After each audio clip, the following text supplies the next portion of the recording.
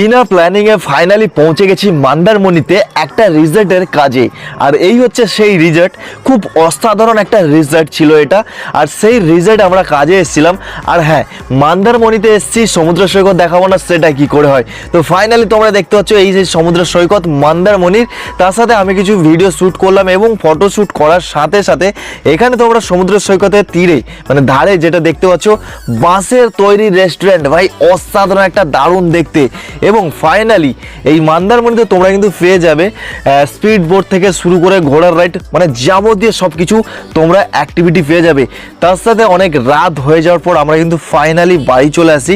আর হ্যাঁ ভাই, শৌলা ব্রিজের যে মানে ভিউটা রাত্রিবেলা, ভাই অসাধারণ একটা ভিউ ছিল। এটা কিন্তু মেরিন ড্রাইভের রাস্তা, যারা এই রাস্তা দিয়ে এসছে কাঁথি হয়ে তারা কিন্তু অনেকেই জানে এই রাস্তাটা। আর এই হচ্ছে সেই ফাইনালি শৌলা ব্রিজ। ভাই শৌলা ব্রিজ কিন্তু অসাধারণ